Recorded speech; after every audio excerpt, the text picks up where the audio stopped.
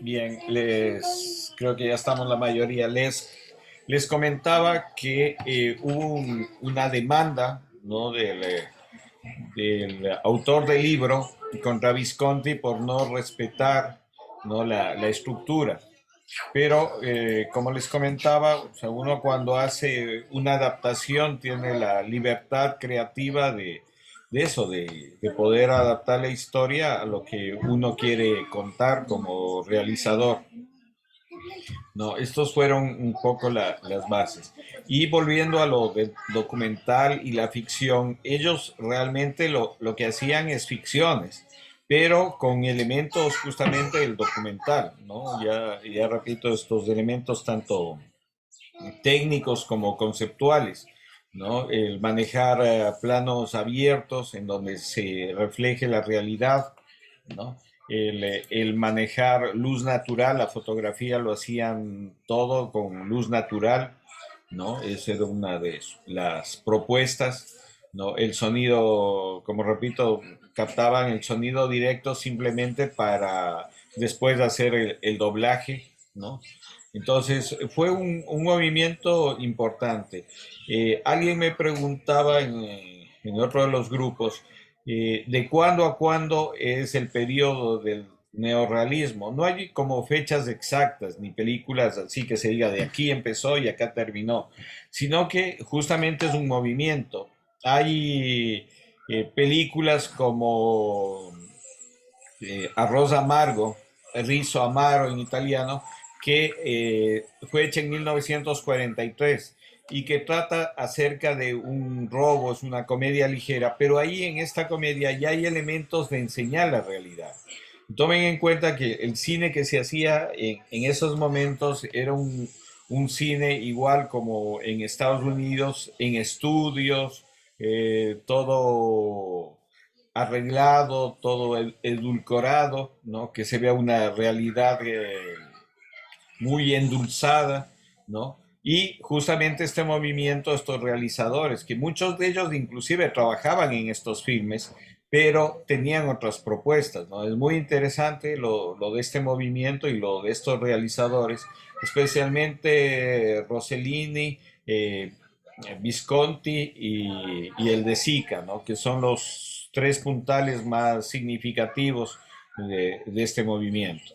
Eh, Algunas personas dicen que Roma, ciudad abierta de Rossellini, es el que marca el inicio de este movimiento, ¿no? Y que termina más o menos en los años 52. Pero, por ejemplo, películas como Cinema Paradiso tienen una influencia, ¿no? De justamente del neorrealismo.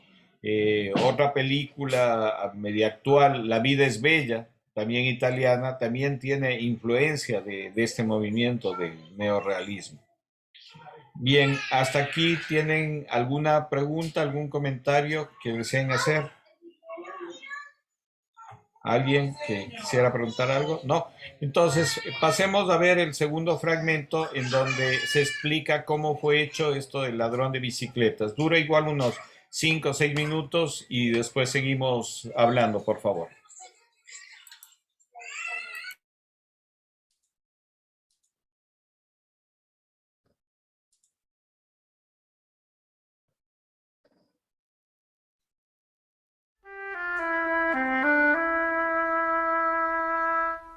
Usualmente se piensa que en el cine, para contar una buena historia, hay que elaborar grandes estructuras narrativas, muchos personajes y diversos puntos de giro para lograr una gran complejidad en lo que se cuenta.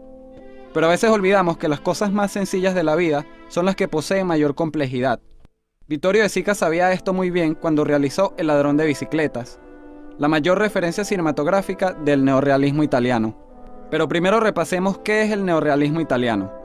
Una vez finalizada la Segunda Guerra Mundial, aún se producían películas que en la época se conocían como comedias de teléfono blanco.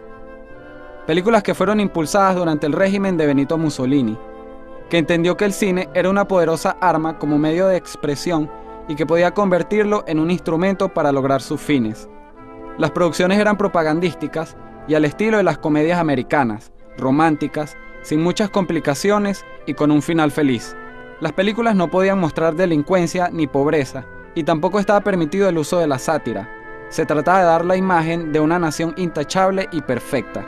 Una vez terminada la guerra, un grupo de escritores y cineastas empezaron a trabajar en lo que sería un nuevo acercamiento del cine que mostrara la realidad de las personas. Revelarían lo irrevelable. Lo que se ocultaba durante el régimen de Mussolini fue revelado con las películas del neorrealismo italiano. Los cineastas salieron del estudio para grabar en las calles de Italia. Usaban actores no profesionales. Pensaban que la mejor actuación que una persona podía hacer era la de sí mismo. Mostraban las actividades típicas de las personas, el dolor, el sufrimiento, la pobreza. Las clases bajas y sus luchas fueron reflejadas por primera vez de manera notoria en la gran pantalla. El ladrón de bicicletas es considerada una de las obras más representativas del movimiento. La historia es sencilla. Antonio Ricci, un padre de familia, recorre toda la ciudad con su hijo Bruno en búsqueda de una bicicleta que le fue robada y que es esencial para su trabajo. Esta simple premisa resulta en una intensa experiencia que muestra aspectos profundos y complejos de la sociedad que solo pueden ser evidenciados a través de la sencillez de su forma. En este aspecto, la película se apoya principalmente en lo que en el cine se conoce como puesta en escena. Los personajes, el vestuario, el maquillaje, la escenografía, la iluminación, básicamente cada elemento visual que aparece en la pantalla para narrar la historia. Vittorio De Sica no maquilló a sus actores y los vistió de la misma forma en la que se vestía la clase obrera de la época, denotando un gran naturalismo y despojándolos de la superficialidad de los personajes que Hollywood había acostumbrado a ver hasta el momento. Actores que no eran actores. Antonio Ricci fue interpretado por Lamberto Maggiorani, que era un obrero de una fábrica y que su situación económica era similar a la del personaje, lo que le daba una sensación más real y auténtica a su interpretación. En cuanto a la dirección de fotografía, vemos pocos primeros planos, ya que predominan los planos generales y el uso de una gran profundidad de campo. Esta técnica tiene la intención de mostrar la ciudad en su gran complejidad, convirtiendo a la misma en un personaje de la historia. Esto representaba una gran ventaja para los cineastas del neorrealismo, que disponían de la libertad del espacio al grabar en las calles, en contraposición del cine industrial que grababa en estudios de cine y tenían que usar planos más cerrados debido a las limitaciones de un espacio y una iluminación ficticia. En cuanto a la escenografía, Vittorio De Sica utilizó el propio elemento de la bicicleta para construir ciertos aspectos emocionales. A lo largo del film, vemos cómo el cuadro en ocasiones se inunda de imágenes de bicicletas, para crear en el espectador una empatía emocional con Antonio, e incluso para crear la intención de que Antonio también debería robar una bicicleta para solucionar sus problemas. Luego de haber recorrido gran parte de la ciudad buscando la bicicleta, Antonio decide tomar un descanso para llevar a Bruno a comer una pizza. Esta es una de las escenas más representativas de la película, precisamente por el uso de la puesta en escena al momento de narrar. Aquí contrastan las clases sociales de la Italia de la época. Frente a la humildad del vestuario de Antonio y Bruno, se impone la apariencia del resto de los personajes. Pero es el niño de la mesa vecina, con el que Bruno cruza varias miradas, lo que destaca esta diferencia y también parte de la mirada que el director presenta hacia esta clase social. Si la apariencia de Bruno y Antonio tienden a ser una representación natural de los personajes, la del niño, y en general la de todos los clientes, tiende a ser artificial. En todo el film, la clase obrera, pese a su apariencia pobre o a la profesión que ejercen, son representados de forma naturalista, y por esta misma razón no son juzgados ni valorados de forma negativa. Sin embargo, las clases altas, con sus particulares peinados y atuendos, se ven caricaturescos y son valorados negativamente, bien por la actividad que realizan o solo por su aspecto físico, de manera que no se requiere, como en el caso de esta escena, que emitan ninguna palabra para que se demuestre lo artificial de sus costumbres y modos de vida. Vittorio De Sica dijo una vez que el neorrealismo italiano no estaba destinado a ser la realidad, sino un filtro de la realidad a través de la poesía.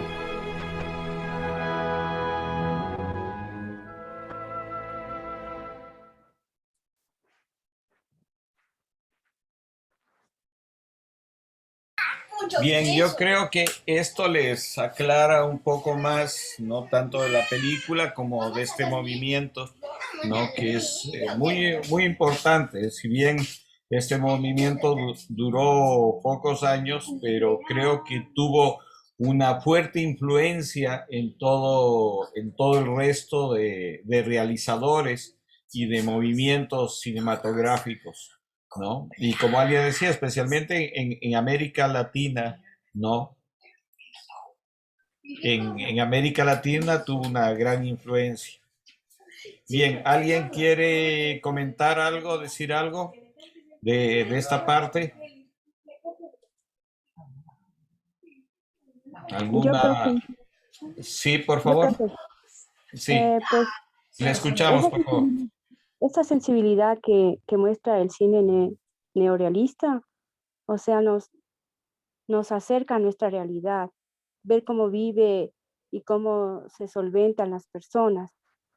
Yo creo que el cine es más que un séptimo arte, es como expresar nuestros sentimientos, nuestras emociones, saber qué queremos lograr en nuestra vida, nuestros objetivos, nuestras metas.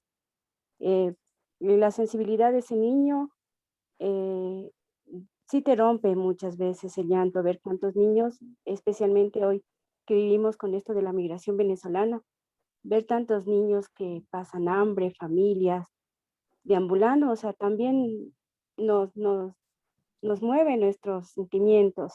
Entonces, de una u otra manera, este cine como que nos hace sentir humanos, nos hace sentir más vivos, nos hace sentir que a pesar de las apariencias, o sea, solo somos humanos, solo somos, eh, y necesitamos del resto para seguir adelante, necesitamos de nuestras actividades, de nuestros amigos, de nuestra familia, de nuestras costumbres para sentirnos humanos. Entonces, este cine sí me ha gustado mucho y espero que nos mandes más videos de esto. Gracias. Gracias también. Sí, ¿alguien más que desee dar alguna apreciación, algún comentario sobre esto? ¿No? Bueno, hay otro fragmento un poco más largo, dura 10 minutos, que quiero pasarles, en donde se entiende más ya en un contexto histórico, no solo este movimiento, sino todo lo que está ocurriendo. Entonces, veamos este fragmento y seguimos hablando, por favor.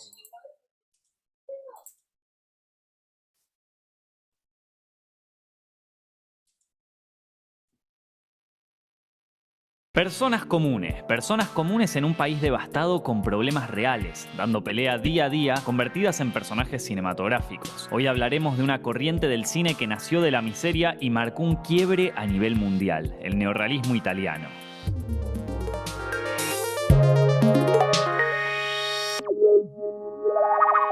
Para entender el neorrealismo italiano es necesario que conozcamos un poco de la historia del cine de ese país. Poco después de la aparición del cinematógrafo en Francia y del kinetoscopio en los Estados Unidos, el cine pronto llegó a Italia, que no tardó en desarrollar una cinematografía propia gracias a estudios como S.A. Cines, Ambrosio e Italia Film. Durante la primera década del siglo XX ya contaba con un subgénero que volvió propio, el peplum, las películas ambientadas en la antigua Roma, protagonizadas por gladiadores y personajes de mitologías antiguas. En 1908 apareció Los últimos días de Pompeya y para 1912 se estrenó la que es considerada la primera superproducción de la historia del cine, Quo Vadis de Enrico Guasoni. El éxito con el público ávido de aventuras estaba garantizado. Pero el cine italiano, como Italia misma, sufrió su primer golpe con la Primera Guerra Mundial. En un comienzo la nación permaneció neutral, pero pronto se unió al conflicto, donde peleó contra el ejército austríaco. Esto no evitó una depresión económica con consecuencias que afectaron a todos los aspectos de la sociedad. Por la bancarrota dejaron de filmarse superproducciones y las pantallas, como las de los cines de toda Europa, fueron hegemonizadas por las películas estadounidenses. Los años de posguerra fueron aún más difíciles en Italia. Creció la tensión social y se formaron grupos de protestas contra el sistema. Entonces surgió el Partido Nacional Fascista, liderado por Benito Mussolini. La capacidad de Mussolini para reprimir a los manifestantes le valió la consideración del rey Víctor Manuel III de Italia, que no impidió su escalada en el poder. A partir de 1925, el país estuvo bajo un régimen totalitario que devoró a todos los partidos políticos democráticos. En 1936, antes de la llegada de la Segunda Guerra Mundial, Mussolini, conocido como el Duce o el Guía, se alió con su par alemán Adolf Hitler, por entonces en pleno ascenso con el nazismo. El gobierno fascista le prestó atención al cine, pero para sus propios intereses. Por un lado, durante esa época fueron construidos más estudios de cine, incluyendo el mítico Cinecittà y el Centro Experimental de Cinematografía de Roma, la escuela de cine más antigua de Europa. Sin embargo, las películas eran de carácter propagandístico o entretenimiento sin sustancia. Se hicieron documentales que exaltaban las bondades del régimen imperante e incitaban a pregonar esas doctrinas, y para entretener fácilmente a las masas, tuvieron su apogeo las denominadas películas de teléfonos blancos, llamadas así debido a que siempre aparecía algún aparato de esas características. Eran comedias livianas con personajes de clase alta que parecían vivir en un país sin preocupaciones, como queda demostrado en El Señor Max de Mario Camerini. Películas que iban dirigidas a familias más pudientes, ya que Mussolini creía que representaban mejor la sociedad italiana, pero la verdadera sociedad italiana era mucho menos lujosa, y como alternativa al cine del fascismo, afloró una nueva corriente cinematográfica, un movimiento originado en parte por profesores y estudiantes del centro experimental. En vez de dejarse maravillar por la propaganda y el entretenimiento, se propusieron contar historias con personajes reales que retrataran la tristeza que les tocaba padecer utilizando las cámaras y los recursos disponibles. De esta manera nació el neorrealismo italiano.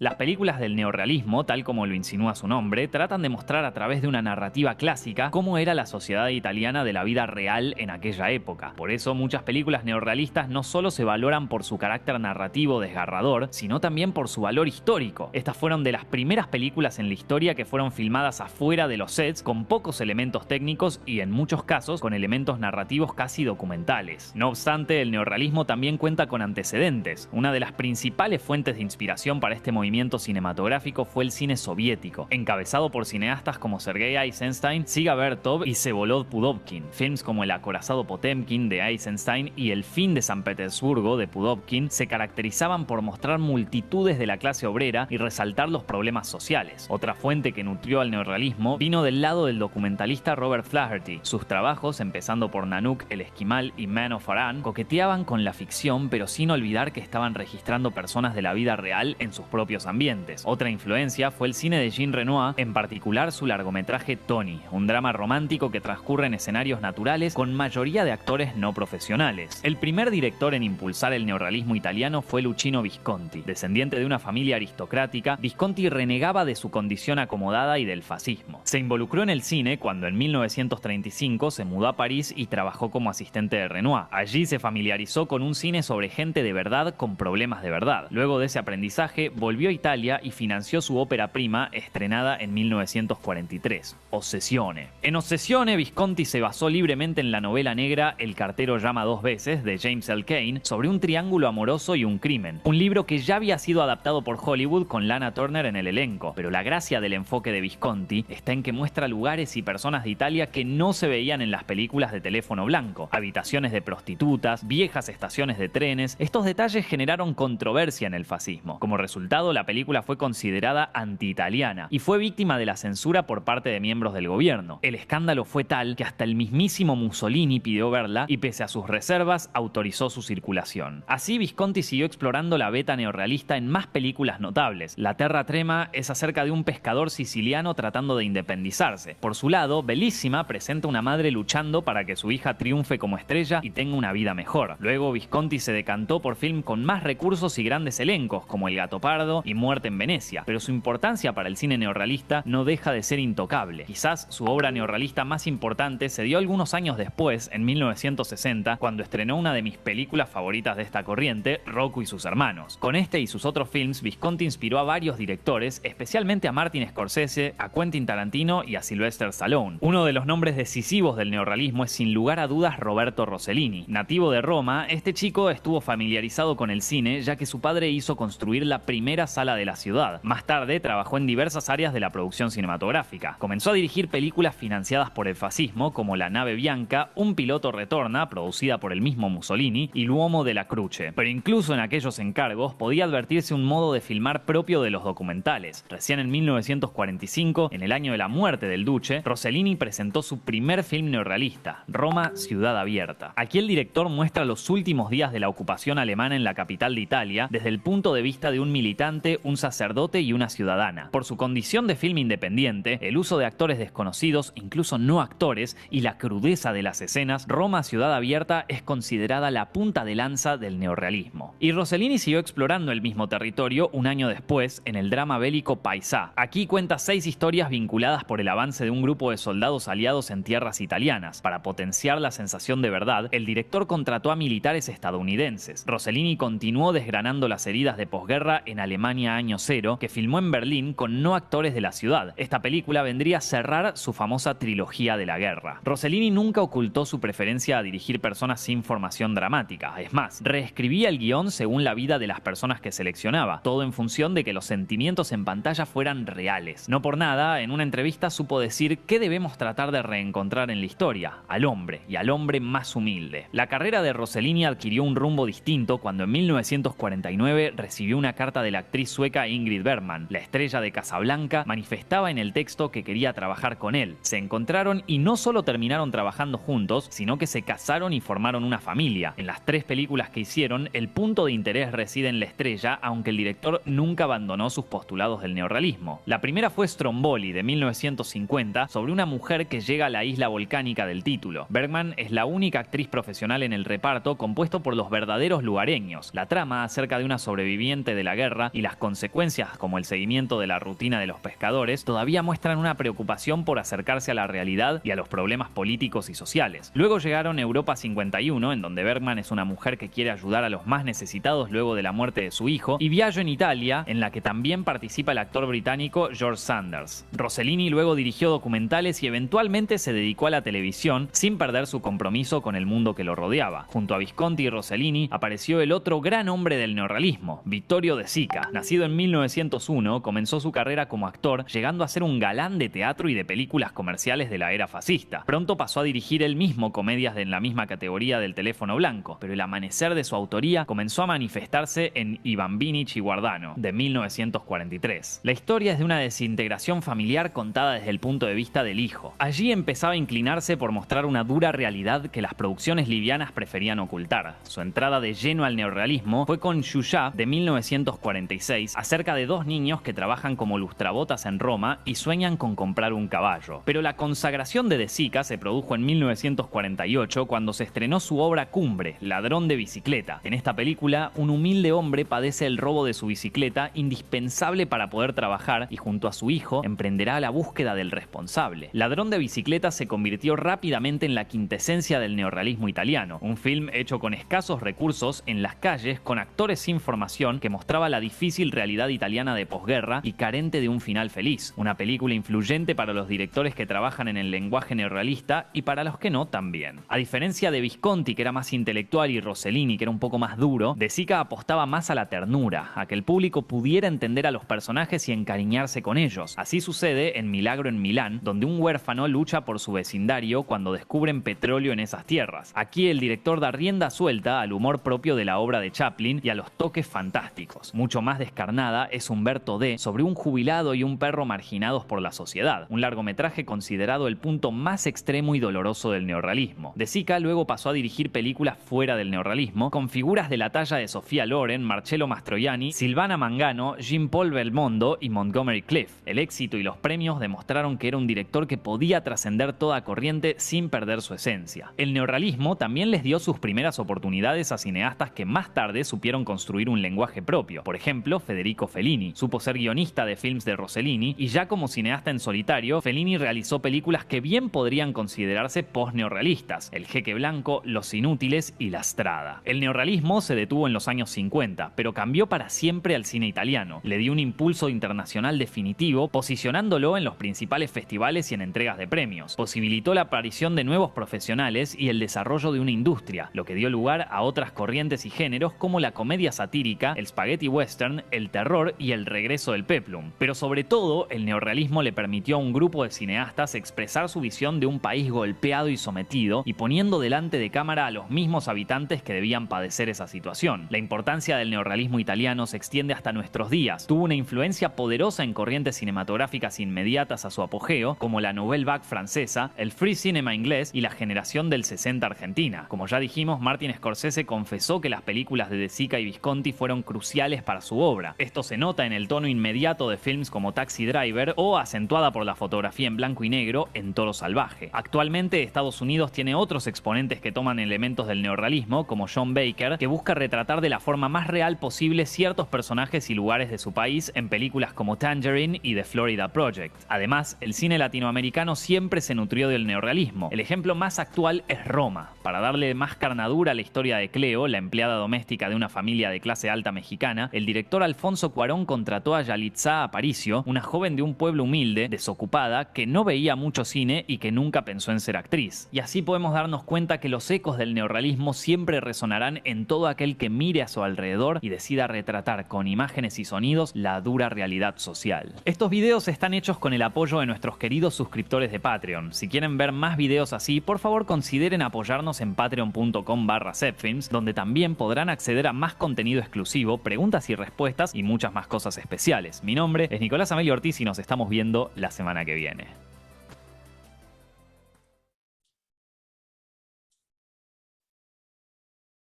Bien, yo creo que este trabajo claramente define lo que es el neorrealismo y la influencia que ha tenido en muchas producciones, ¿no? Como ven, hasta realizadores norteamericanos han tenido esta influencia, ¿no? Y en producciones latinoamericanas también se lo ha hecho, ¿no? Realizaciones como, no solo como Roma, sino hay otras producciones también que han tenido esta influencia. El mismo, bueno, que es más radical, Jorge de Sanguinés en Bolivia, eh, Tomás Gutiérrez Alea en Cuba, Paul Leduc también en México, ¿no? Son directores que han tenido influencia, ¿no? En Argentina, por ejemplo, a mí me gusta mucho las cosas que ha hecho Leonardo Fabio. Se lo conoce a él más como cantante, pero es también cineasta y las cosas que ha hecho en Argentina Leonardo Fabio también son muy singulares y que es un cine que merece la pena verlo, revisarlo. Bien, ¿tienen igual alguna pregunta, algún comentario que deseen hacer con respecto a esto que hemos visto, a la película o al texto? Se han quedado sin palabras. ¿Alguien que quiera hacer algún comentario, alguna apreciación? Sí, vamos con Vladimir, por favor.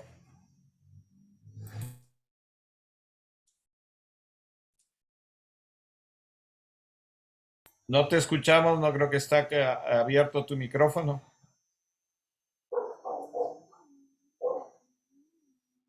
No, no, no se te escucha todavía, Vladimir. Ya, perdón, Ahí ahora sí. sí, estamos, ya. Sí, solamente para entender que el cine y el arte obedece también a contextos históricos, políticos, ¿no? Como ya se ha denotado.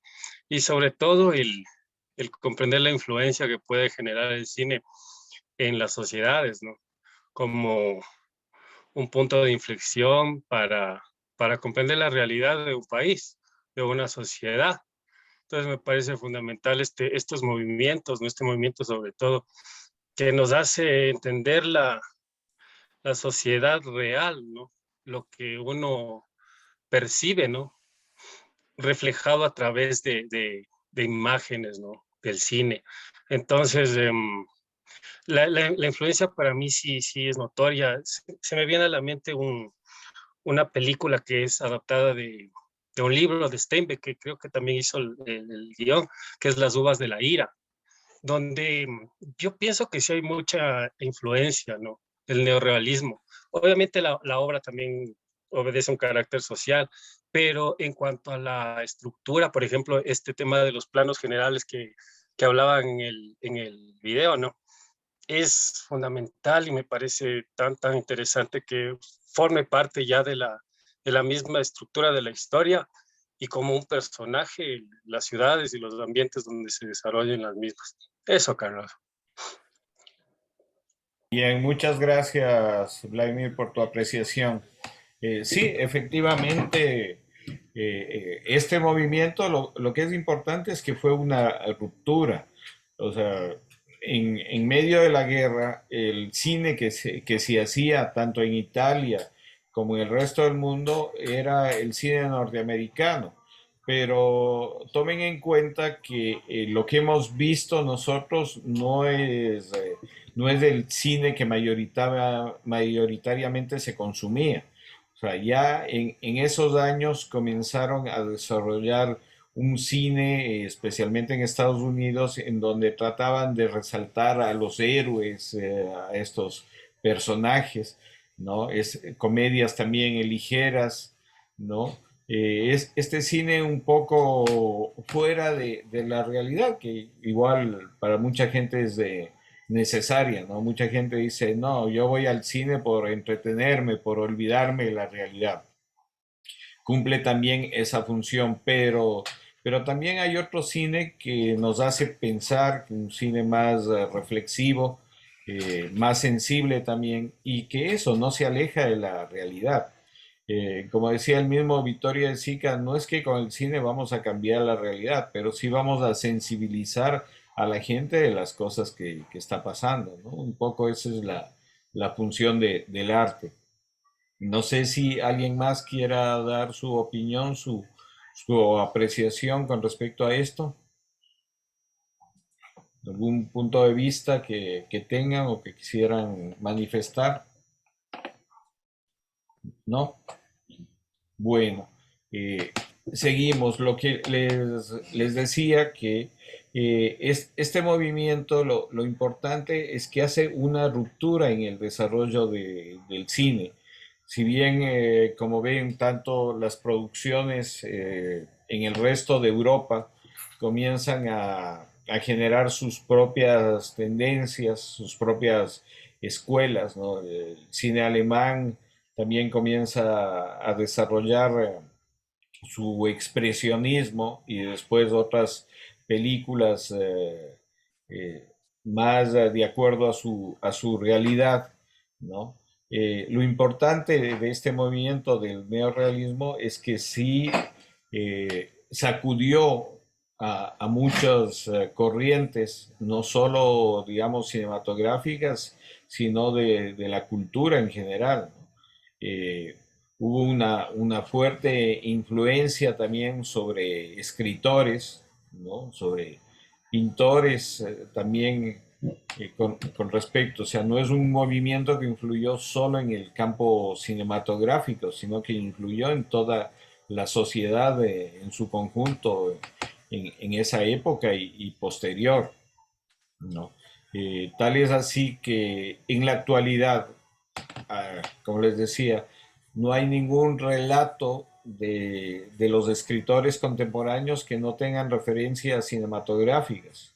Todos los escritores contemporáneos, digamos, tienen referencias cinematográficas, o sea, la influencia del cine en ellos es evidente. Eh, Vladimir, ¿nos quería decir algo más? Sí, solamente una pregunta, Carlos, en cuanto a, por ejemplo, nosotros, ¿no? Digamos, o un cineasta desea hacer una adaptación de una obra literaria. Entonces, hay que recurrir a pedir permisos, fundamentarse en la obra, se requiere algún tipo de autorización para adaptar una obra literaria y no sé, ¿no? Algún tipo de permiso y sobre todo la aprobación del guión como tal para realizar algún tipo de largometraje fundamentado en los libros, así. Sí, o sea, ahí depende. En primer lugar, es mejor protegerse. ¿En qué sentido? O sea, tener la autorización del escritor. Eso es básico. Porque, como les comentaba, el mismo Vittorio De Sica, a pesar de que tenía la autorización del escritor, después tuvo problemas, conflictos con respecto a la adaptación de la obra del libro, ¿no? Que se llamaba Los ladrones de bicicleta.